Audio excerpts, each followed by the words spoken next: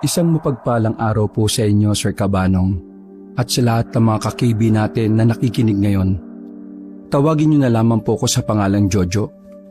Gusto ko lang isiwalat ang sekreto ng pamilya namin na may kinalaman sa mga aswang. Napilitan akong huminto sa college noon dahil sa lola ko. Sabi ng mga kamag-anakan namin sa Negros, malubha na raw ang lagay ng lola namin. Kailangan daw namin makauwi bago pa mahuli ang lahat. Magsasama-sama raw kasi ang lahat ng miyembro ng angkan namin. Ang lola ko kasi ay ang tinitingalang leader ng angkan namin. Mataas ang respeto sa kanya ng mga kamag-anakan namin. Kapag nagpapatawag siya ng meeting, kahit nasa ibang probinsya ang iba, ay pinupuntahan talaga nila. Pero iba kami. Palagi kaming absent sa mga reunion. Ayaw na ayaw kasi ni Papa na magpunta kami roon. Hindi ka vibes ni Papa ang side ni Mama. Kaya naman, mula pagkabata, hindi ko pa talaga nakikita ang lola ko. Maging yung iba naming mga kamag-anak ay wala akong ideya. Kapag tinatanong ko si Papa kung bakit ayaw niya sa Negros, hindi naman siya sumasagot ng maayos. Sinasabi lang niya na nagkaroon sila ng alitan dati ni Lola. Tapos mula noon, hindi na sila bumalik doon nang ibahay niya si Mama. May isa lang akong anak. Kahit lalaki ako, ingat na ingat si Papa sa akin. Hanggat maaari, ayaw na ayaw niyang makadaupang palad ko ang side ni Mama. Wala namang magawa si Mama roon. Maotoridad kasi ang personality ni Papa. Kapag sinabi niya, dapat mangyari. Pero iba ng usapan para kay Mama nang malaman niyang malubha na ang lagay ni Lola Mariana. Payagan mo na ako. Nanay ko naman ang pupuntahan ko. Bakit tayo mo akong payagan? Bakit kailangan mo pa kasing isama si Jojo? Hindi mo ba kayang lumakad na mag-isa? Nag-aaral yung bata dito. May exam sila sa susunod na linggo. Tapos dadalhin mo yan doon. Hindi naman kami magtatagal doon. Kailangan lang ni Mama na makita si Jojo. Kasi sa lahat ng apo niya, si Jojo lang ang hindi niya nakakausap at nakikita. Hindi! Kapag sinabi kong ayoko, ayoko! Tigas ng ulo mo, Josephine ah! Ilang beses ko na bang sinasabi sa'yo na ayaw kong makalapit si Jojo sa pamilya mo? Bakit? Iniisip mo ba na hahayaan ko lang si Jojo sa kanila? Kilala ko ang pamilya mo. Alam kong alam mo kung anong klase sila. Buti nga dinala kita rito sa Manila eh. Kasi kung hindi tayo umalis nun, baka aswang... Ricardo! Napatahimik si Papa sandali. Nasa labas lang ako ng pintuan habang nakasilip sa siwang. Takal na tayo nagkasundo na hindi natin pag-uusapan ng bagay na yan.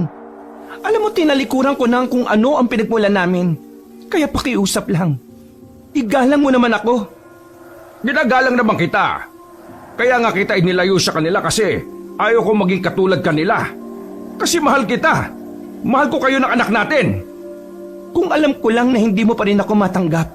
Sana noon pa lang, bago tayo ikasali, sinabi ko na sa iyo kung ano ang angkan meron ako.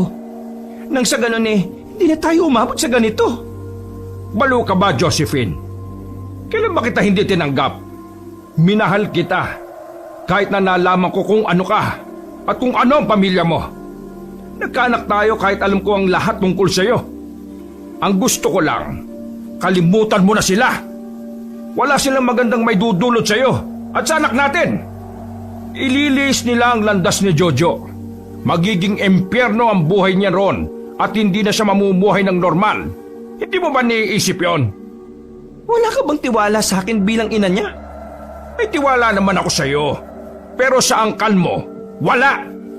Sabi mo na lang kasi na hanggang ngayon, ganun pa rin ang tingin mo sa akin. Hindi normal, kakaiba. Kasi kung talagang tanggap mo ko, hindi mo ako ilalayo sa kanila at tatanggapin mo kung anong magiging kapalaran ko. Ay nako, ewan ko sa iyo, Josephine. Nababaliw ka na naman siguro. Alam mo, bago ka umuwi sa inyo, magpa-check up ka muna. Maluwag na yung tornilyo sa utak mo eh. Wala kang kwentang asawa. Nakatikim ng sampal si Mama mula kay Papa. Nagsarado ang kamao ko. Doon nagsimulang magkaroon ng galit sa puso ko para sa tatay ko. Ayaw na ayaw ko kasing may sinasaktan na babae, lalo na at nanay ko pa. Sa lahat ng ginawa ko para maayos ang buhay mo, ako ba ang walang kwenta ngayon? Subukan mong isama si Jojo sa Negros. Magkakaroon talaga tayo ng problema. Agad akong umalis nang makitang palabas na si Papa. Nang makalis na siya, ay pinuntahan ko kagad si Mama at niyakap ko siya. Sa nakita kong pananakit, mas lalo akong nagkaroon ng dahilan para samahan si Mama. Nadismaya ako kay Papa noon. Yun ang unang pagkakataon na sinaktan niya ang nanay ko. Sa isip ko noon, hindi ko siya mapapatawad. Kinabukasan ay hindi nagpansinan sila Mama at Papa. Pag uwi ko galing sa school, ay siya namang alis ni Papa para sa trabaho. Naabutan ko si Mama na may kausap sa telepono. Malakas ang hinala ko na si Tita Tessa na naman yon. Naririnig ko kasi ang boses niya. Naka-loudspeaker kasi si Mama dahil may pagkabingi siya kapag sa cellphone. Iuwi mo na yan dito. Si Mama dapat patay na to nung nakaraan. Kahihintay sa'yo, naudlot ng naudlot. Hinihintay kayo ng anak mong yan. Oo, gagawin ko ng paraan. Sasama naman sa akin tong anak ko eh. Itong asawa ko lang ang problema. O sige na, mag-iimpake na ako. Kaalis lang ni Ricardo. Pinutol na rin agad nila ang usapan. Medyo nagulat si Mama nang makita niya ako na nakatayo sa gilid. Ngumiti ako ng pilit at lumapit naman siya sa akin. Anak, pwede ko bang sumama sa akin? Kahit ilang araw lang. Gusto kang makita ng lola mo bago man lang siya mawala. Huminga ako ng malalim. Sa totoo lang, gusto ko rin naman talagang sumama kay Mama. Pero iniisip ko pa rin si Papa at ang pag-aaral ko. Kung hindi pwede, ayos lang. Mag-isa na lang akong aalis. Tila may kumurot sa puso ko nang makita ang kalungkutan sa mukha ni Mama. Kaya naman, kahit na nag-aalangan pa, ay pumayag na lang ako. Masyado kong nadala sa kalungkutan ni Mama. Sige po, Ma. Pero pangako mo sa akin na 3 araw lang po tayo ron. Kasi may exam kami next week eh. Pangako anak, uuwi din kagad tayo. Gusto ko lang na payapang pumanaw si nanay. Sa sobrang tuwa ay napayak pa si Mama at niyakap ako ng mahigpit. Nang gabing yon ay nag-impake na rin ako. Nagpaalam ako sa mga prof ko. Siyempre, wala naman silang pakialam. Nagpaalam din ako kay Papa pero nakaalis na kami. Tawag siya ng tawag sa akin pero hindi ko na sinasagot. Alam kong magagalit siya dahil sumama ako kay Mama. Habang nasa biyahe kami, ay sinubukan kong magtanong kay Mama tungkol sa side niya. Pero masyado lang siyang matipid sa mga sinasabi niya. Na-curious ako kung ano ba talaga ang problema at bakit ayaw na ayaw ni Papa sa kanila. Yun din ang dahilan kaya naisipan kong sumama. Gusto kong malaman sa sarili ko kung anong klaseng angkan ang meron si Mama. Naramdaman ko ang pagod sa biyahe nang makarating na kami ng Negros. Malaki ang bahay ni Lola Mariana. Sa labas pa lang, masasabi ko nang may kaya talaga ang pamilya ni Mama. Itinulak ni Mama ang kulay pulang gate. Sinalubong naman kami ng isang babae na tuwid ang buhok. May pagkakahawig ito kay Mama, kaya nasiguro ko na siya nga si Tita Tessa. Buti naman nakarating na kayo. Pasensya ka na ate, dapat kaninang hapon pa. Ginabi na kami kasi ang hirap palang makasakay ng jeep kapag ganitong oras. Ayos lang. Ikaw ba si Jojo? Napaayos ako ng tayo nang kausapin ako ni Tita Tessa. Sa itsura niya, palagay ko siya ang tumatayong mataas na pangalawa kay Lola. Opo, ako nga po si Jojo. Inusisa niya ang itsura ko mula ulo hanggang paa. Mataray ang tingin niya sa akin. Kaya naman, nakakaramdam ako ng pagkailang. Sige na, ipasok niyo na ang mga gamit niyo. Sa second floor kayo. Yung kwarto ng anak mo sa dulo, yung iyon naman ay sa ibaba. Hindi po ba kaming pwede magkasama sa isang kwarto lang ni Mama? Kasasabi ko lang hindi ba? Bakit? Hindi ka ba nakakatulog ng walang mama? Nadede ka pa ba? Anak, ayos lang yan. Malaki ka na naman, di ba? Ngumiti na lang ako kahit na ang totoo ay hindi ako komportable sa ganoong klaseng setup. Mga kasambahay lang ang tao sa bahay bukod kay Tita Tessa. Dahil kararating lang namin, hindi na muna niya kami iniharap kay Lola. Binigyan kami ni Tita ng oras para makapagpahinga. Kahit hindi ako sanay na natutulog sa ibang bahay, nagawa ko makaidlip dahil na rin siguro sa pagod. 12:00 na ng gabi nang magising ako. Pumapasok kasi ang malamig na hangin na nagmumula sa nakabukas na bintana. Sandali akong umupo sa dulo ng kama at nagmuni-muni. Maya-maya, may naririnig na lang akong sitsit. Mula yun sa bintana kaya tumayo ko para tingnan yon. Wala naman ako nakita. Binaksan ko naman ang balkonahe. Tumingila ako nang maramdamang parang may tao sa bubungan. Guni-guni ko lang siguro. Kulang pa yata ako sa tulog eh. Si Mama kaya. Lumabas ako ng silid ko at pinuntahan ko si Mama doon sa kwarto niya. Pero sa kasamaang palad, wala siya ron. Nasaan naman kaya si Mama ngayon? Bababa na sana ako sa sala nang marinig kong may mga nag-uusap-usap doon. Sumilip ako. Nakita ko ang iba pa naming kamag-anak. Hindi ko sila kilala, pero base sa kilos nila, mukhang ginagalang sila sa angkan namin. Tahimik lang si Mama sa gilid. Nakikinig lang siya sa pinag-uusapan. Aalis na sana ako kasi wala naman akong interes sa usapan nila. Pero napatigil ako nang marinig ang pangalan ko na binabanggit ni Tita Tessa. Nandito na si Jojo. Anak ito ni Josephine. We're just waiting for the right time. So for now, kailangan maging kalmado muna tayong lahat. Walang may excite ha. May ilang araw pa naman para mag-prepare. Basta, kailangang engrandeng handaan na mangyari sa gabing yon. Handaan? Napapaisip na lamang ako. Kasi ang sabi nila, malapit nang pumanaw si Lola. Pero bakit pa nila naisipang magkaroon ng magarbong handaan? Litong-lito ko kung para saan ang paghahanda nila, Kabanong. Gayong dapat magluksa sila dahil mawawala na si Lola. Kasi naman itong si Josephine dati pa pinapupunta rito. Alam niyo namang sobrang bihira lang ang pulang buwan, pinalalagpas niyo pa.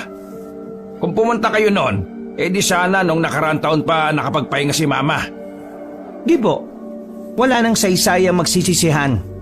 Ang mahalaga ngayon, secure na ang future ng lahat. Hindi ba, Jo? Parang batang patangu-tangu lang si Mama. Hindi ko maintindihan kung anong eksaktong pinag-uusapan nila. Nung una, iniisip ko, baka sa akin ipapamana lahat ng kayamanan at negosyo ni Lola. Pero naguguluhan pa rin ako sa dami naming magkakamag-anak sa Negros. Bakit ako pa na taga Maynila, pwede namang sila na lang. Gulong-gulo ang utak ko nang bumalik ako sa kwarto. Parang nagigets ko na noon kung bakit ayaw sa kanila ni Papa. May pagka-weird kasi ang mga kapatid ni Mama. Muli kong tiningnan ang cellphone ko. Ang daming missed call ni Papa, pati text, at galit na galit ito. Pasensya ka na pa. Gusto ko lang malaman kung ano ba talaga yung dahilan kung bakit ayaw mo sa kanila. Kulang pa ang tulog ko nang gisingin ako ni Mama. 8:00 na kasi ng umaga. Nasa sala na raw kasi ang ilan sa mga kamag-anakan namin. Kahit nasa taas pa ako, naririnig ko na sila sa baba na ang ingay-ingay. Pagbihis ka na ng maayos, anak. Sabik silang makita ka. Papikit-pikit pa ang mata ko nang sumagot sa kanya. Ano ko, artista? Basta anak, mag-ayos ka at hinihintay ka nila sa labas. Sige na, sasabihin ko na lang na pababa ka na. Umalis na kaagad si Mama at naiwan na akong mag-isa. Napapailing na lang ako. Nawiwirduhan na ako sa kanila. Wala pa akong isang araw ay parang gusto ko na kaagad umuwi. Nagkakaroon ako ng kaunting pagsisisi na sumama pa ako kay Mama. Ganun pa man, sinunod ko ang sinabi ni Mama. Hindi na ako nakaligo pero sinuot ko ang isa sa pinakamaganda kong outfit. Siniguro ko na maayos ang itsura ko bago ko lumabas. Huminga muna ako ng malalim. Kinakabahan ako noon kasi wala naman talaga akong kilala kahit isa, maliban kay Tita Tessa. Pababa pa lang ako ng hagdanan ay bigla na silang nanahimik lahat. Ang awkward na parang isa akong prinsipe sa mga pelikula. Nakatingin silang lahat sa akin at seryoso ang mga muka. Habang ako, pilit ng ngiti lamang ang naipakita. Ang gwapo ng anak ko, hindi ba? Mga kamag-anak, siya si Jojo, ang nag-iisang anak ni Josephine, ang magiging tagapagmana ni Lola. Nagulan ako sa sinabi ni tita. Tumingin ako kay mama. Sumisenyas lang siya sa akin na umayos ako ng tayo. Magandang araw po sa lahat. Nice meeting you. Nagiyawan ang mga pinsan kong babae. Pumalakpak naman ang mga tsuhin at tiyahin ko. Aba, gwapo nga ang tagapagmana. Bagay na bagay. Ay, maraming salamat sa iyo, iho. At ikaw ang tagapagligtas ng kinabukasan ng lahat. Tumangutango na lang ako. Kahit na ang totoo, wala akong maintindihan sa mga sinasabi nila. Pakiramdam ko, meron silang napag-usapan na hindi ko alam. Nagkaroon ng handaan noong araw na yon. Marami silang biniling pagkain mula sa bayan. Ang sabi ni mama, para daw yon sa pagdating ko. Nang magkaroon ako ng pagkakataon para makausap si mama ng solo, hindi na ako nag-atubiling magtanong sa kanya. Hinila ko si mama sa itaas. Ma, paliwanagan mo nga ako kung ano ang nangyayari. Anong tagapagmana ang sinasabi nila? May ipapamana ba sa akin? Kung oo, ano naman? Hindi ka ba masaya na mainit ang pagtanggap nila sa'yo kahit ngayon ka lang nagpunta rito? Masaya naman ako, ma. Pero nagugulan ako sa inyo eh. Hindi ko magawang makihalubilo dahil kada sasabihin nila hindi ko naman maintindihan. Bakit ba kasi ayaw mong sabihin sa akin? Anak, huwag ka magmadali. Ang pamilyang ito ay naniniwala na ang mana ay hindi minamadali. Malas kapag minadali, anak. Nako, ang gulo mo rin, May. Alam niyo dapat hindi na lang ako sumama rito eh. Ang weirdo niyong lahat. Hinawakan ni mama ang kamay ko at tumingin sa akin na namumugto ang mga mata. Kakayanin mo bang iwan ako dito ng walang ibang kasama, anak? Hindi naman sa ganon. Gusto ko lang ipaliwanag mo sa akin ang lahat. Si Lola nga hindi ko pa nakikita eh. Bakit ba ayaw niyo pang ipakita sa akin? Di ba sabi mamamatay na siya? Bakit kayo nagdidiwang pa? Hindi ito pagdiriwang, anak. Binibigyan lang namin ng masayang atmosfera ang bahay.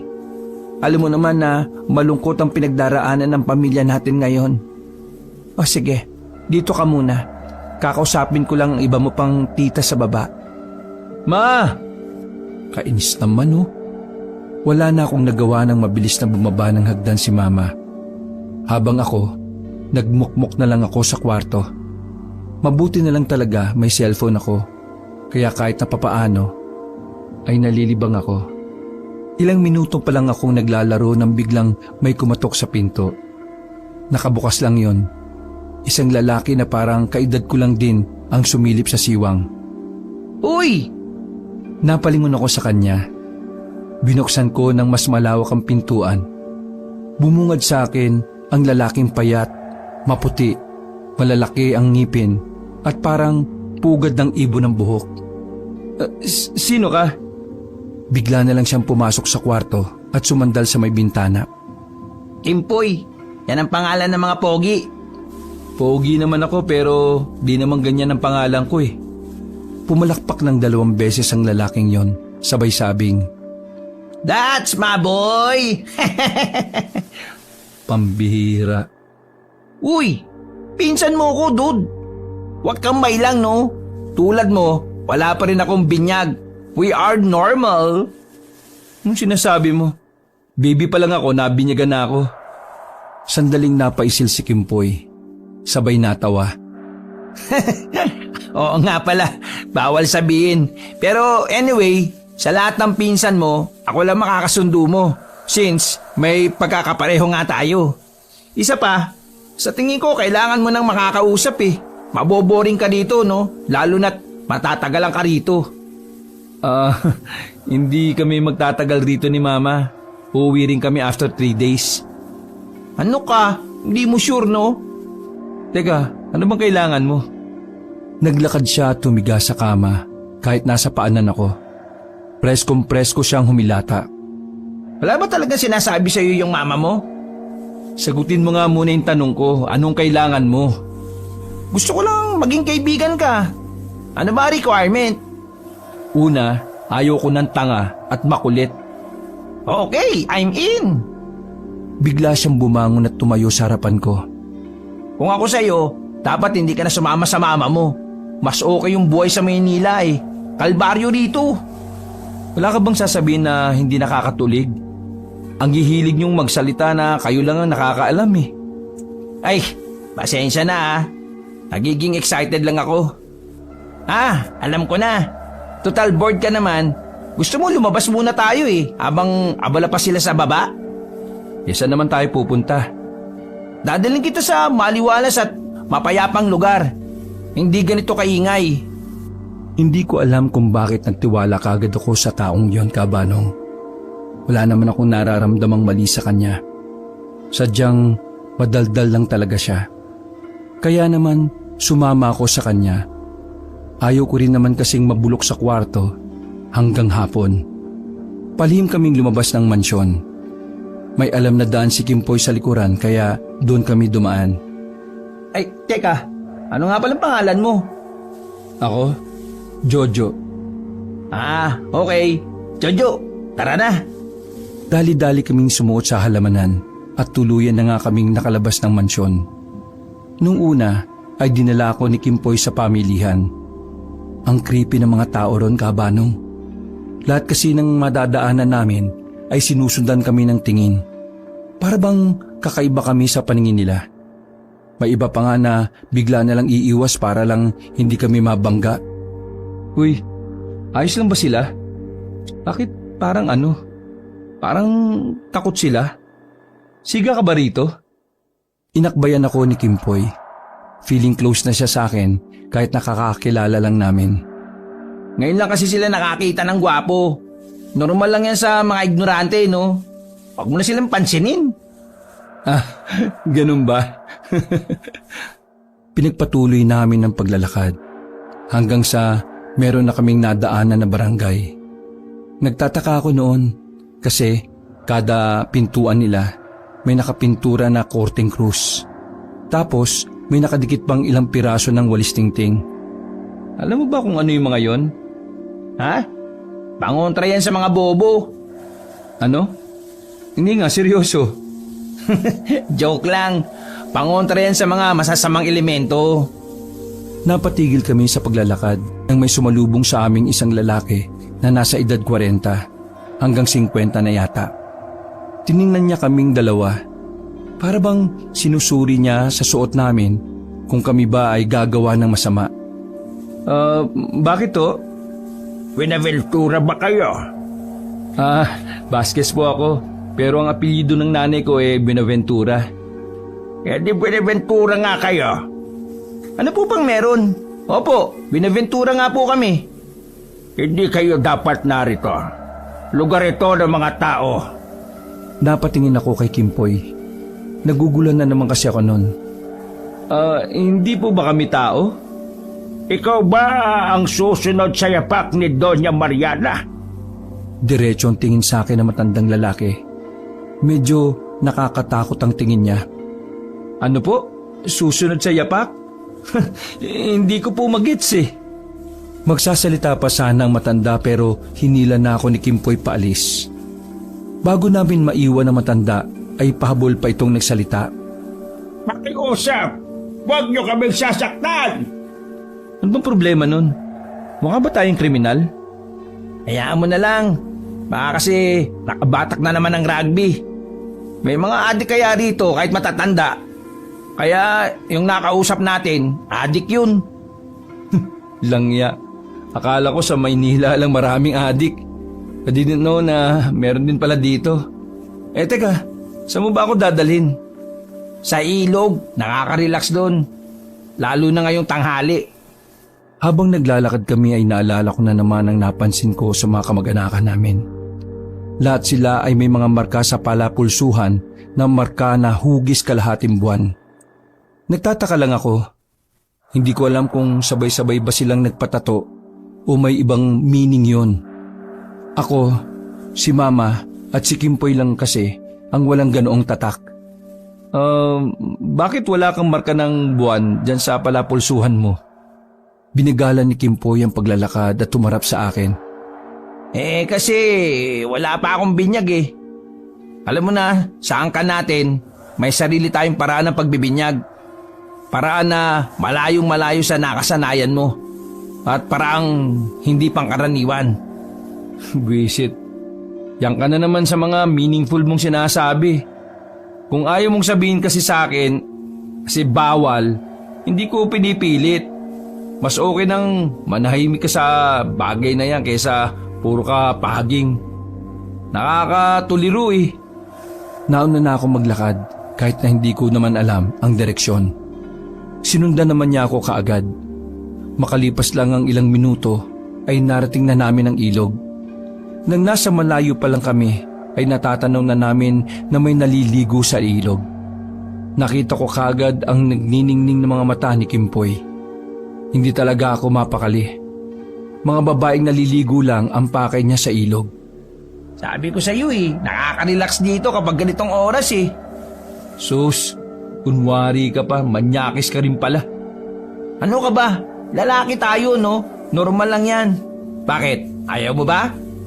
Hindi ko na napigilan ng sarili ko na mapangiti. Uy, gusto rin naman pala niya.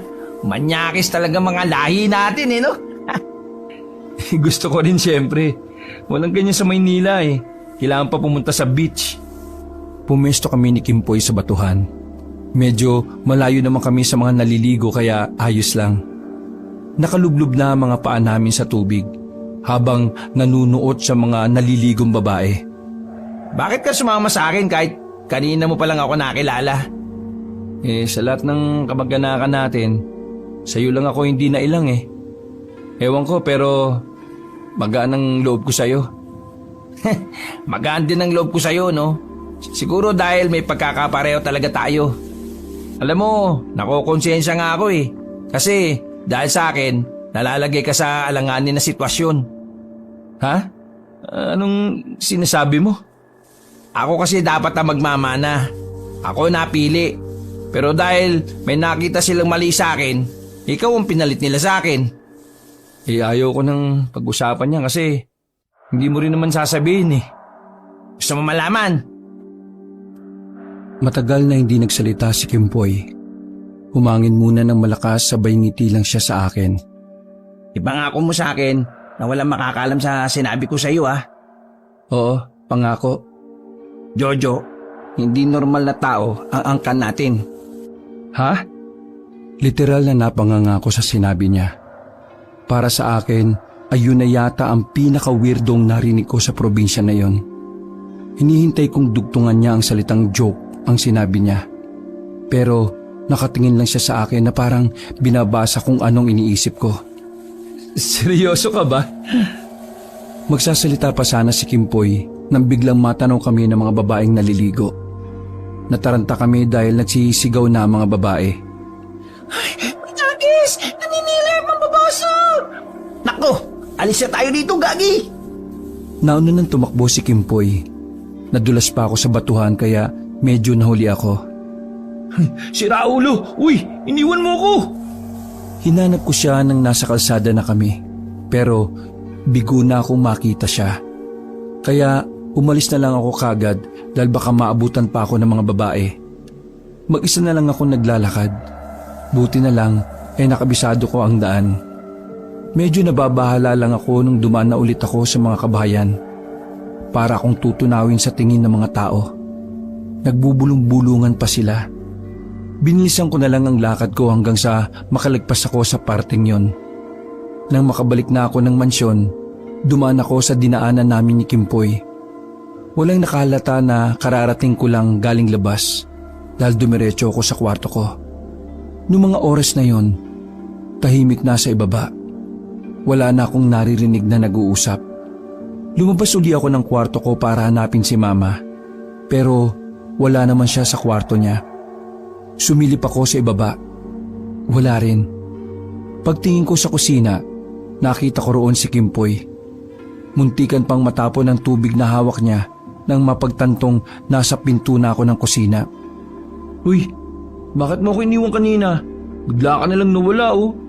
Uy, huwag ka maingay. Baka marinig ka ni Tita Tessa. Pag-aagalitan ka kasi bawal ka pa dito sa kusina. Ha? Pati sa kusina bawal ako? Dali ka, dali. Oo, saan naman tayo pupunta? Gusto mo malaman ang katotohanan, di ba? Samahan mo ako at ipapakita ko si Lola Mariana sa'yo. Hinayaan ko na lang si Kimpoy. Gustong gusto ko na rin kasing masilayan ng lola ko. Gusto kong malaman kung ano na ba ang lagay niya. Pumasok kami sa isang silid sa mansyon na parang library. Sa likuran ng cabinet ay may sikretong pinto. Baka may makakita sa atin dito. Hindi yan. Tulog naman si Tita Tessa eh. Lumapit ako sa pinto nang makitang nakakandado yon. Doon pa lang nagtaka ako. Sa isip ko, papaano nilang nagagawang ikandado si Lola gayong alam nilang medyo alanganin na ang buhay niya? Paano mo bubuksan yan? Isa ang tatay ko sa mga may hawak ng susi rito. Kaya kinuha ko kay Papa habang lasing siya kagabi. Pinakita pa niya sa akin ang susi na kulay ginto. Malapad ang ngiti niya, sabay binuksan na rin ang pinto. Dali, pasok na. Namamangha kong pinagmasdan ng parang tunnel na daan. May mga ilaw na gasera sa mga pader. Habang sumusunod ako kay Kimpoy, hindi ko alam kung bakit nagtatayuan na ang balahibo ko. Ang dami naming dinaan ng pinto nun. Bumaba rin kami sa parang underground. Tapos may mahabang hallway at sa dulo nun ay nakita na namin ang isang mataas na pinto. Sa pintong yon, naroon si Lola Mariana. Ilang beses ka na nakapunta rito. Bakit alam na alam mo ito? Madalas ako dito dati, no? Tulad ng sabi ko sa'yo, ako dapat ang magmamana. Mula nang ikaw na ang mapili nila, hindi na ako nakakapasok dito. Ngayon na lang ulit. Ano ba talaga yung dapat kong malaman? Sabihin mo na kasi. Sa silid ni Lola, malalaman mo lahat. Tara! Wala na kaming sinayang na oras. Naglakad na kami patungo roon. Bagyang nakabukas pa ang mataas na pintuan. Dahang-dahang itinulak yon ni Kimpoy. Tinunguan niya ako para papasukin. Bumungad kagad sa akin ng isang matanda na nakaratay sa kulay itim na kama. Halos butot balat na siya. Yung bang kalansay na nilagyan lang ng balat? Nung una kabanong sobrang naawa ko kay Lola Mariana. Pero napukaw ang atensyon ko sa itsura ng silid. Kakaiba ang mga nakikita ko. Sa mga pader ng silid, may mga disenyo na pangdemonyo. May mga painting na imahe ng tao na may pakpak. Nakakatakot ang muka at meron pang isang painting sa kanan na kung saan pinapakita roon ng isang buntis na wakwak ang tiyan. Hindi rin mga santo ang maliliit na ribulto na naroon sa silid. Ang nakikita ko roon ay puro imahe ng demonyo. Kahit maliwanag sa kwarto, parang madilim pa rin dahil karamihan ng gamit ay kulay itim. Ano?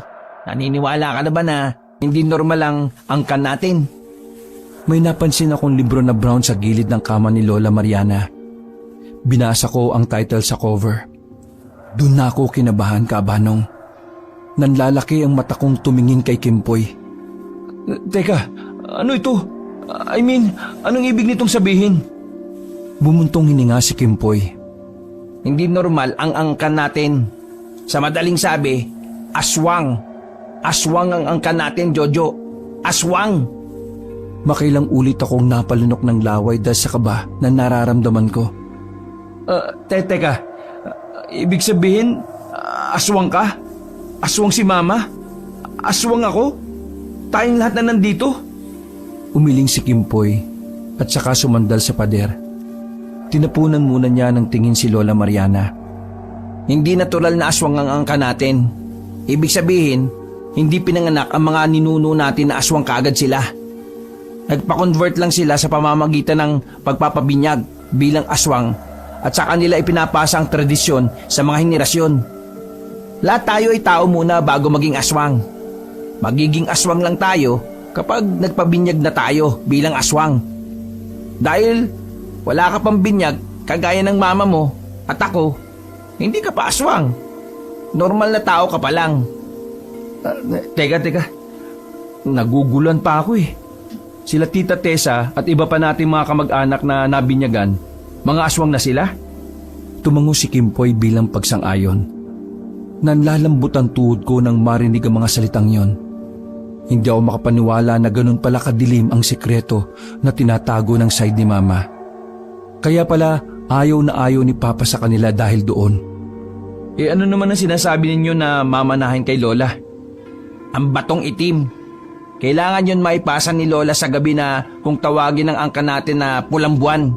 Sa gabing yun, makakamalay si Lola Mariana at ipapasa niya sa tagapagmana. Ang batong yun ang nagsisilbing buhay ng lahat ng miyembrong aswang sa angka natin. Dahil kapag hindi naipasa ni Lola ang bato sa mismong gabing yun, mawawalan na ng bisa ang itim na bato at unti-unti nang mamamatay ang mga kamag-anakan natin. Ang buhay nilang lahat ay konektado sa batong yun. Kailangan maipasa sa ibang katawan ng bato. Dahil hindi na kaya ng katawan ni Lola. Yun ang gusto nilang mangyari kaya kanila dinala rito. Mas magiging porsigido sila ngayon kasi sa loob ng 80 years, 2 beses lang nagkaroon ng pulang buwan. At ang paparating na pulang buwan ay ang huli na. Wala akong masabi noong oras na yon. Parang may nakabarang matigas na bagay sa lalamunan ko. Mama mo dapat ang nakatakdang tagapagmana kaso inilayo siya rito ng papa mo.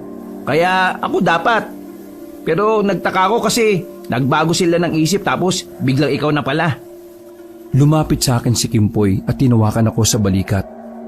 Jojo, sinasabi ko ang lahat ng ito dahil alam kong hindi ito ang buhay na pinapangarap mo. Gusto kong umalis ka na rito at talikuran ng angkan na ito. Mas maganda ang buhay mo kay Tito Ricardo. Normal at payapa. Pero si Mama? Wala ka na magagawa kay Tita Josephine. Lunod na ang isip niya. At ang mahalaga lang sa kanya ay ikaw ang umupo na tagapagmana. Nang sa ganun magkaroon siya ng kapangyarihan sa yaman at sa lahat. Kailangan mo makalis dito bago pa dumating ang pulang buwan. Teka, paano ko naman malalaman kung pulang buwan na? Hindi ko rin alam dahil sila lang ang nakakaalam. Basta, magugulat ka na lang at kukunin ka nila. Hindi mo rin malalaman basta-basta sa buwan kasi hindi literal na pula ang buwan. Parang metapora lang yun. Ako, pwede ba tulungan mo ako makalis dito? Gusto kong bumalik ng Maynila. Sige, tutulungan kita. Pero, hindi ko alam kung hanggang kailan Kung ano lang ang makakaya ko. Pero sa ngayon, umalis na muna tayo rito. Baka may makakita sa atin dahil matagal na tayo rito Isinarado namin kaagad ang pintuan ng silid ni Lola Mariana. Dali-dali kaming naglakad papunta sa labasan. Swerte na lang namin dahil walang nakakita sa amin noon. Maayos naming ibinalik ang cabinet para iharang sa pintuan. Bago kami makabalik ng sala, ay naghiwalay na rin kami ng landas ni Kimpoy. May tao na sa sala nang dumating ako roon. Si Tito Anton. Nagkakape at nagbabasa ng dyaryo. Pero napatingin siya sa akin sa gilid. Lalong nadagdagan ang kaba ko sa ideyang aswang si Tito Anton. Pero ginawa ko ang makakaya ko para kumilos ng parang walang nalalaman. Oh, Jojo, tama ba? Opo. Saan ka galing? Nagbanyo lang po ako. Maglalakad na sana ako paalis nang bigla niya akong tawagin ulit. Napatigil ako at tensyonadong humarap. Pamilyar ang amoy mo Sigurado ka bang sa banyo ka galing? Opo, wala naman po akong ibang mapupuntahan Kung sa bagay, para ka mapanghi siya nga pala. Maraming salamat at dumating ka. Ikaw ang magliligtas sa lahat. Wala pong anuman. Basta para sa pamilya. Ngumiti si Tito Anton. Kinuha ko ng pagkakataong yon para umakyat sa itaas. Pumasok agad ako sa kwarto. Binalik ko sa maleta ko ang damit at gamit ko. Nakaplano na akong aalis sa pagsapit ng gabi. Kailangan ko lang hintayin si Kimpoy. Mga bandang 3:00 ng hapon ay nakabalik na si Mama mula sa kung saan. Ramdam na ramdam ko ang saya at sigla sa mukha niya. Pasensya ka na anak ha. May pinuntahan lang ako kanina. Kasama ko ang iba pa nating mga kamag-anak. Ma, kailan tayo uuwi? Nagbago ang reaksyon ng nanay ko sa sinabi ko. Nawala ang ngiti at napalitan ng parang inis. Ba naman Jojo? Bakit ba atat-natat kang umuwi? Hindi mo pa nga nakakaharap si Mama eh. Bakit kasi ayaw niyo pang ipakita sa akin si Lola? Akala ko ba gusto niya ako makita? Maghintay ka kung kailan. Huwag kang apurado. Di porke taga Maynila ka aasta ka na para kung sino. Kung ano ang gustuhin mo, makukuha mo kagad. Ma, nagtatanong lang naman po ako. Bakit ganyan ka makareact? Basta. Uuwi tayo kapag ayos na ang lahat. Sa ngayon, maghintay ka kung kailan ka namin iharap kay Mama. Kung naboboring ka dito, bakit hindi ka lumabas at makihalubilo sa mga pinsan mo? Hindi na. Ayos na ako mag-isa. Ako bahala ka. Umalis si Mama at napailing na lang ako. Nagulat ako sa biglang pagbabago ng ugali niya. Buong akala ko, pagpapaawa na naman siya para hindi ako umuwi. Pero sa puntong yun, matapang siya at napakabugnutin. Kinagabihan, hintay ako ng hintay kay Kimpoy, pero hindi man lang siya dumalaw sa bahay. Handang-handa na sana ang lahat ng gamit ko noon, pero nadismaya lang ako dahil walang nangyari. Sumilip ako sa bintana, walang bakas ni Kimpoy sa labas. Sinilip ko naman si Mama sa kwarto niya at wala na naman siya roon. Naisip ko noon na mag-isa na lang akong aalis. Pero ang hindi ko lang alam, paano ko yung gagawin. Gayong pwede akong makita ng mga tao sa mansyon. Kinuha ko na lang ang cellphone at nagpadala ako ng mensahe kay Papa sa Maynila. Sinabi ko ang lahat na nangyari. Yun na ang huling mensahe ko dahil naubusan na rin pala ako ng load. Kainis naman kung kailan kailangan tong si Kimpoy saka naman hindi lumitaw. Ano kaya nangyari sa isang yun? Halos masugatan na ang anit ko sa kakakamot. Sa mga sandaling yon, mas pinili ko na lang munang manatili sa silid. Makailang beses akong tumingin sa relo. Tama, magpapalipas na lang ako ng oras. Mamaya na ako aalis kapag sobrang lalim na ng gabi. Oo, tama. Ganun nga. Muli akong humiga. Nagbasa-basa na lang ako ng libro. Nalibang ako kaya hindi ko na namalayan ng oras. 11:00 na pala ng gabi. Lumabas ako ng silid at tumingin sa sala. Walang katao-tao doon. Wala pa rin si Mama sa kwarto niya kaya inisip kong magandang pagkakataon na yon. Hinila ko ang maleta ko. Maingat kong hinakbang ang mga paa ko para hindi ako makagawa ng ingay. Papunta na ako sa sikretong daanan namin ni Kimpoy nang biglang dumating si Tita Tessa at Tito Anton. Nagtago na muna ako sa gilid ng halaman at nakinig sa kanila. Ano ka ba ate? Kaunti na lang makukuha ko na yung taong yon. Mepal ka pa.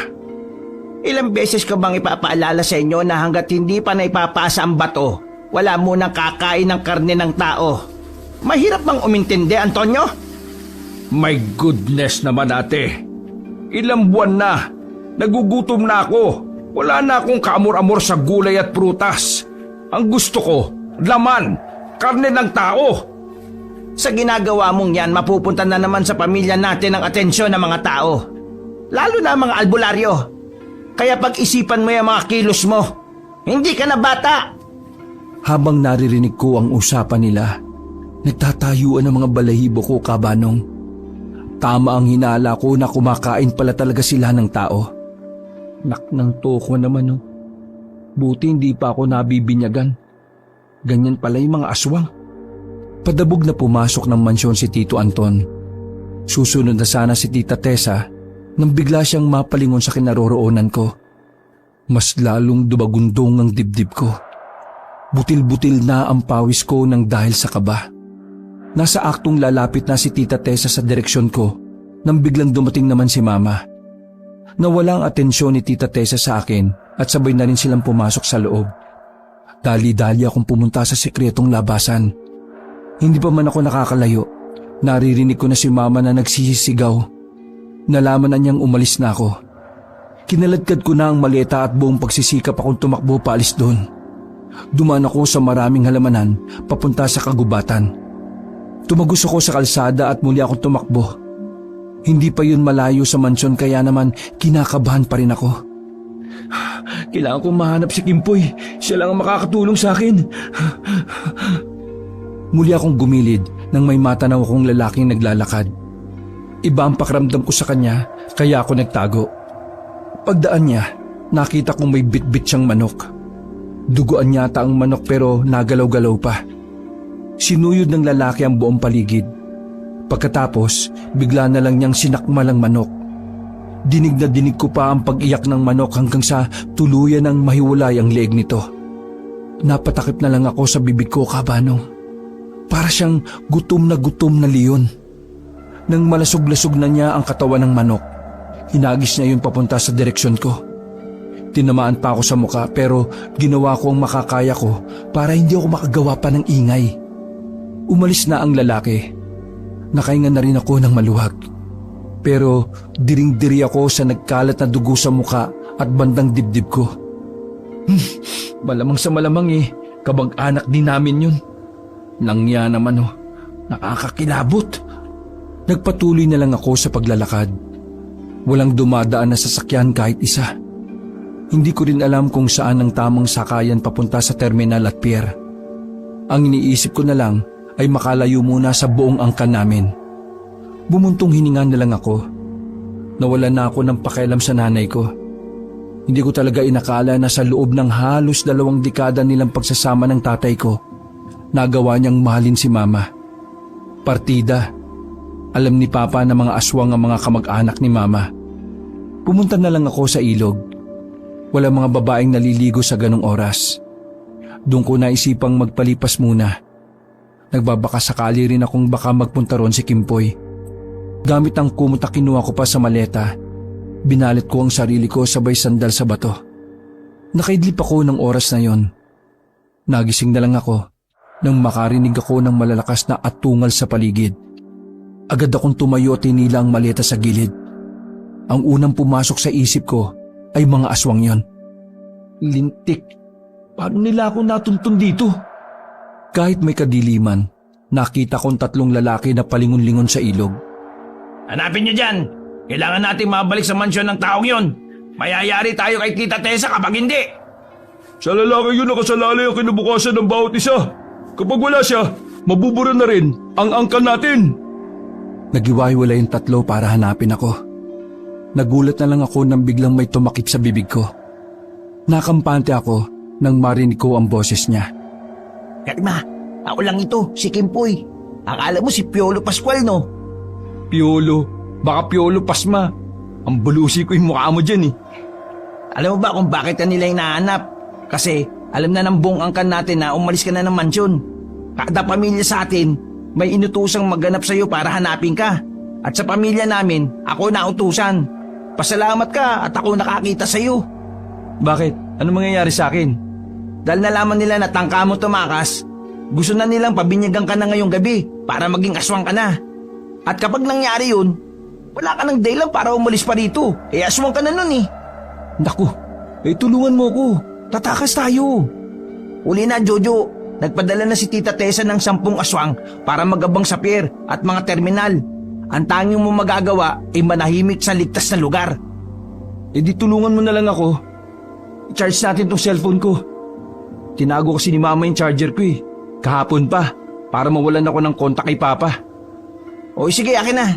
Pero Jojo, malaki ang tsansa na mahuli ka nila Napakadaming gumagalang aswang ngayon para lang hulihin ka. Gawin mo ang lahat para hindi ka mahuli. O bakit? Hindi mo ba ako tutulungan? Tutulungan, pero kailangan ko na munang bumalik ng mansyon nang di ka kasama. Baka maghinala sila.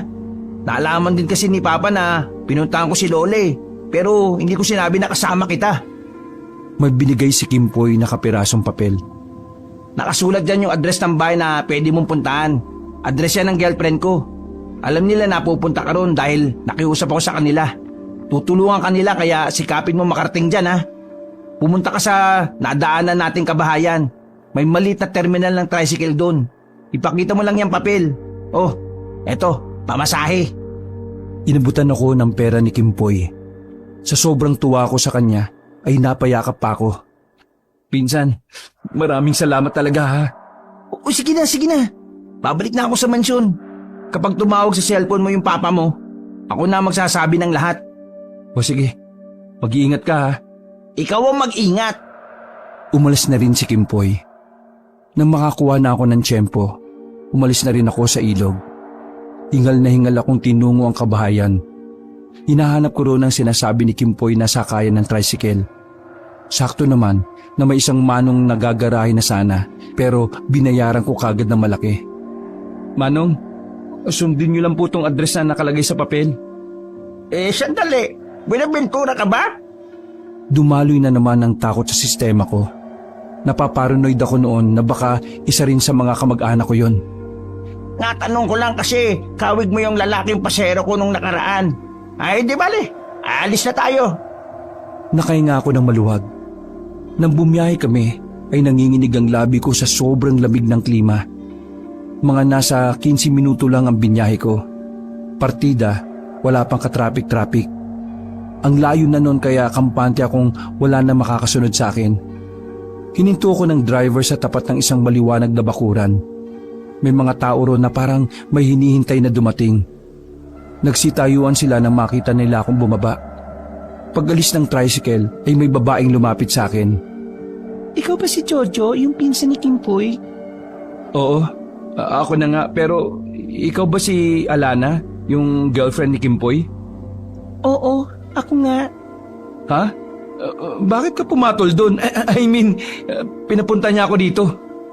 Nakiusap siya sa amin na pumarito ka na muna. Gawa nga ng tensyon sa angkan ninyo. Alam nyo? Tumango si Alana habang nakangiti. O halika, pumasok ka na at nang maipasok na natin yung mga gamit mo sa loob. Mabait ang pamilya ni Alana. Kahit na hindi nila ako kilala ay tinanggap nila ako. Pinakain nila ako noon at pagkatapos pinagpahingan na rin nila ako sa bakanting silid na inilaan para sa akin. Maraming salamat sa inyo. Sana makabawi ako. Wala yun. Pinsan ka ng boyfriend ko kaya tutulungan kita. O sige na, magpahinga ka na muna. Pumasok na ako sa silid. Nakaidlip kaagad ako pagkahiga ko. Pero wala pang kalahating oras.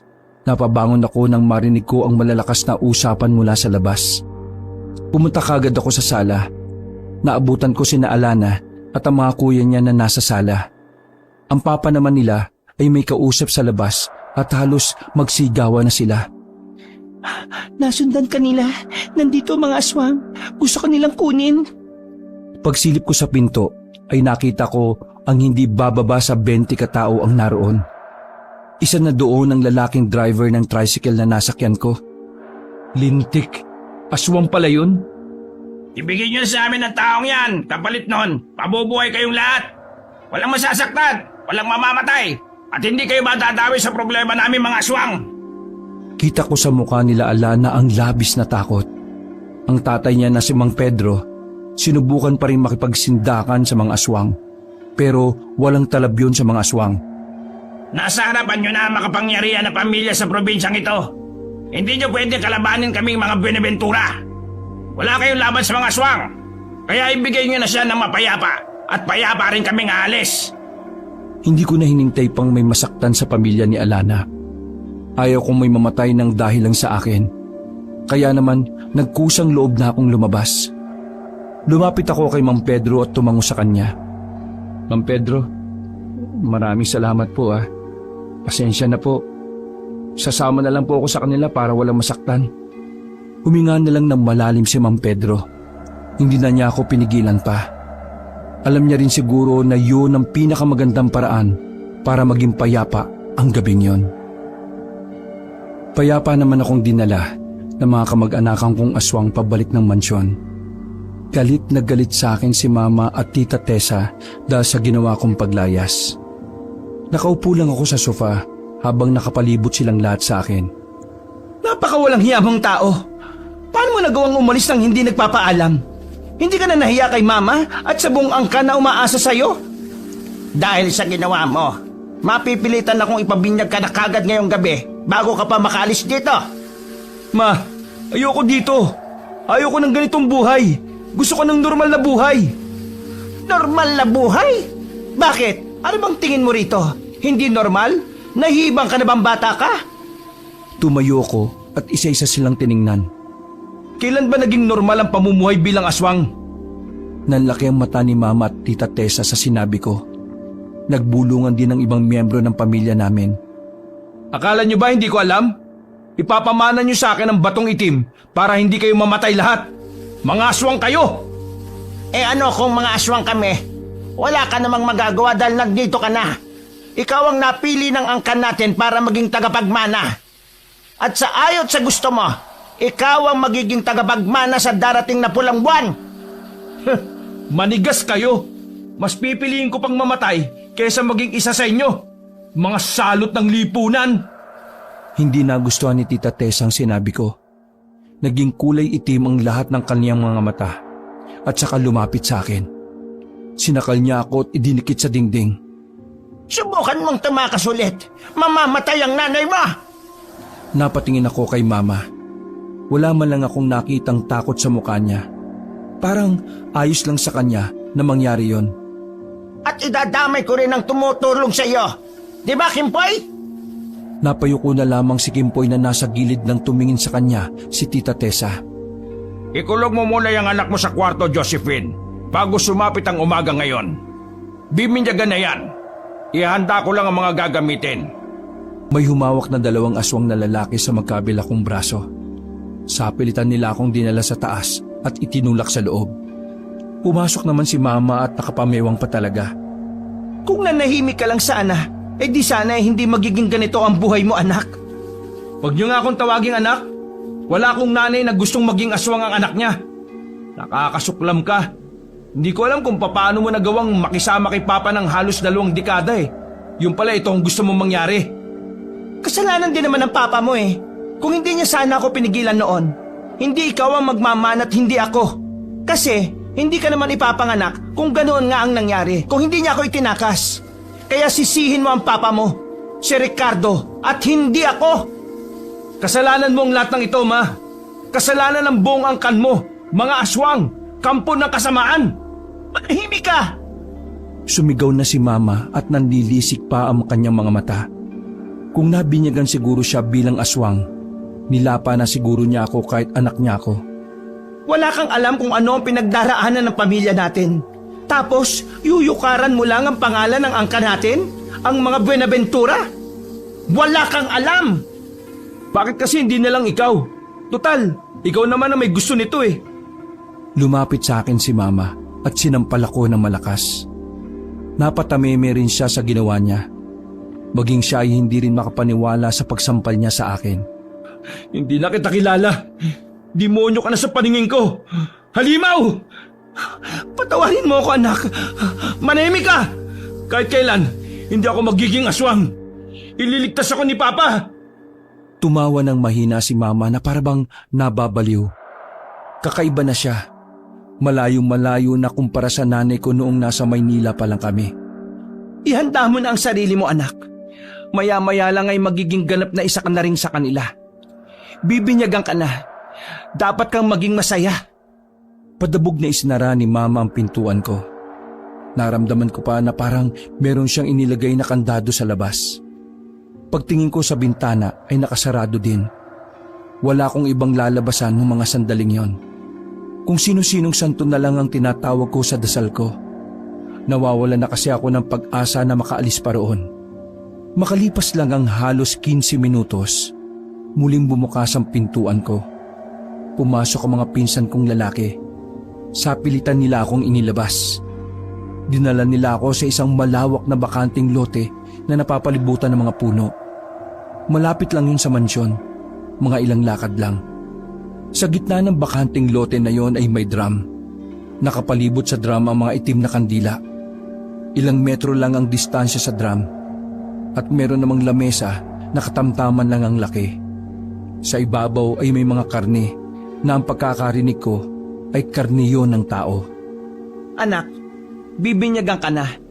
Sa wakas, magiging aswang ka na rin. At pagkatapos, magiging tagapagmana ka na ng itim na bato. Hindi ko na lang pinansin si Mama. Nadaanan ko si Kimpoy noon. Pasimple siyang may sinabi sa akin nang dumaan ako sa harapan niya. Parating na. Hindi ko kagad nakuha ang nais niyang ipahiwatig. Pero nakita kong nakangiti siya, kaya inisip ko may magandang mangyayari. Simulan na kagad natin ang pagbibinyag. Ngayon ay babasahin ko ang libro ng pagbibinyag. Kapag sinabi kong ulitin mo ang sasabihin ko, ulitin mo, maliwanag? Hindi ako sumagot sa kanya. Nakatingin lang ako sa ibaba. Bigay ka ba? Hindi mo ba naririnig ang sinabi ko? Wala pa rin akong tugon. Pero nagsimula na lang siya sa pagbabasa. Halos 5 pahina ang binasa niya. Tapos pinalapit na rin ako sa drum. Pagbukas nila ng drum ay umalingaso kagad ang lansa. Pagsilip ko, nalaman ko na dugo pala ang naroon. Ito ay dugo ng mga taong naging alay. Bilang pagtanggap sa pagiging aswang. Kailangan mong ilubog ang sarili mo dyan sa loob ng 30 segundo. Ako? Lulubog dyan? Anong tingin niyo sa akin? Pangrikado sa dinuguan? Kung ipagpapatuloy mo yung kagaguhan mo, baka gawin na lang kitang almusal mamaya. Biglang naging itim ang lahat ng mata ni Tito Anton. Bumalik lang yun sa normal nang awatin na siya ni Mama. Lulublob ka ba? O may mamamatay na nanay rito? Kahit na ayaw kong gawin yon, napilitan na lang din ako para kay Mama. Kahit na nagbago na siya, hindi pa rin naman nawawala ang pagiging anak ko sa kanya.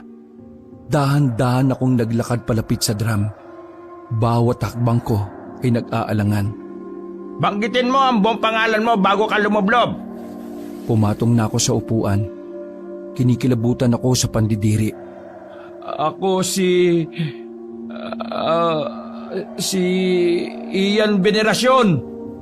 Iniba ko ang pangalan ko para magkaroon ng kaunting delay sa mangyayari. Nagbabaka sakali kasi ako na merong darating para pigilan ng lahat. Lalong nainis si Tito Anton sa mga sinabi ko. Bigla siyang lumapit sa akin at sinakal ako. Inawat naman siya kagad ni Mama. Umayos ka na, Joel. Nakikiusap ako para mabinyagan ka na. Huminga ako ng malalim. Tiningnan ko muna lahat ng aswang kong kamag-anak na naroon. Lahat sila ay masama ng tingin sa akin, maliban kay Kimpoy na may sinisenyas. Ako si Piolo Pasco... Ha? Napalingon ng lahat nang may marinig silang isang malakas na sigaw. Pagtingin ko ay nabuhayan ako ng loob nang makita si Papa. May mga kasama siyang mga lalaki na armado at matataas na kalibre ng baril ang dala. Itigil niyo yan! Tinutukan ng baril ng mga lalaki sina Tito Anton at Tita Tessa. Hindi rin pinalagpas si Mama. Subukan niyong pumalag. Mauubos din kayo ng lahi ninyo. Ricardo, bakit ka nandito? Inutil ka ba? Malamang kukunin ko ang anak ko. Ilalayo ko siya sa'yo dahil baliw ka. Wala ka talagang kwentang asawa. Ikaw lang ang nag-iisang ina sa mundo na ilalagay sa alanganin ng anak. Hindi mo pwedeng gawing aswang din ang anak natin, Josephine. Kaya kitang ipapatay kapag pinilit mo ang gusto mo. At kayong lahat na narito. Huwag nyo nang tangkain pang gumawa ng masama. Uulan ng bala kapag nagtangka pa kayo. Jojo, anak, halika na. Gigil na gigil sila Tita Tessa at Tito Anton noon. Maging ang mga aswang din na naroon ay galit na galit. Pero wala silang magawa dahil hindi sila sasantuhin ng mga bala. Anak ko lang ang pakay ko, kaya alis kami ng mapayapa.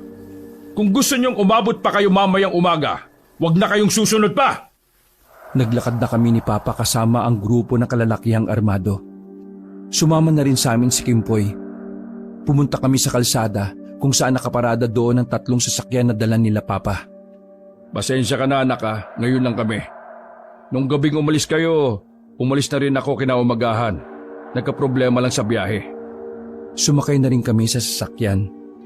Pa, sino mga kasama niyo? Bakit may mga baril? Huwag ka mag-alala anak. Mga kababata ko yan dito sa Negros. Mga dating army yan, kaya mababait silang tao. Jojo, sabi sa'yo may darating eh. Siya pala yung tumimbre sa akin kung nasaan ka. Medyo hindi ko kasi kabisado ang papunta rito eh. Nang masiguro na wala nang sumusunod na aswang, ay pinaandar na rin nila ang sasakyan. Pero hindi pa kami nakakalayo. Naramdaman nila Papa na may mga nakabuntot na sa amin. Huminto kami ulit. Lumabas sila Papa at pinaulanan nila ng bala mga aswang na sumusunod. Niratrat nila ang mga yon hanggang sa tuluyan na nga silang nagkandamatay. Nang sumapit ang umaga, nakarating na rin kami sa pier. Matapos magpasalamat ni Papa sa mga kababata niya, ay iniwan na rin nila kami. 3 na lang kami nila Kimpoy. Nasa barko na kami at nag-aabang na lang ng biyahe. Pa, pasensya na kung umalis ako nang hindi nagpapaalam ha. Anak, ang malagay ligtas ka. Salamat dito sa pinsan mo kasi tinulungan niya ako. Ay teka, sigurado ka bang hindi ka aswang ha? Eh naku, hindi po tito. Hindi pa ako nabibinyagan. Pa, paano po si Mama? Hayaan mo na siya. Pinili na niya ang buhay na yung kaysa sa atin. Sayang. Akala ko talaga tuluyan na niyang tatalikuran ng angkan niya. Matagal niyo na po bang alam na aswang sila? Oo, pero minahal ko ang mama mo Akala ko kasi magbabago siya. Hindi pala. Hindi bale. Magsimula na lang tayo ulit. Lilipat tayo ng tirahan para hindi na tayo matuntun ng mama mo. Nakauwi kami ng Maynila. Sa parehong araw, naghanap kami ng bagong bahay. Malaki kasi ang posibilidad na pumunta ng Maynila ang mga kamag-anakan naming aswang. Masakit man sa kalooban ko na masira ang pamilya namin, sinubukan ko na lang tanggapin. Si Mama ang tumanggap ng batong itim na pamana ni Lola Mariana. Wala na silang choice. Sumugal si Mama para isalba ang angkan nila. Dahil mas pinili niya ang pagiging aswang, doon ko nalaman na kahit kailan, hindi niya kami minahal. Hinintay lang akong lumaki para magamit niya. Maraming taon na rin ang nakalipas, pero nakatanggap pa rin ako ng balita mula sa Negros. Ang sabi-sabi, mas dumami raw ang angkan ng mga aswang doon mula nang mamatay na si Lola Mariana. Ang pagdami ng bilang nila ang dahilan kung bakit hanggang ngayon hindi ako umaalis ng Maynila. Bakit? Para iwasan ang mga ipinakalat ng miyembro ng angkan namin sa maraming probinsya. Basta, masaya na akong namumuhay kasama ni Papa at ni Kimpoy. Para sa akin, yun lang ang pinakamahalaga. Wakas. Isang mapagpalang araw po sa inyo, Sir Cabanong.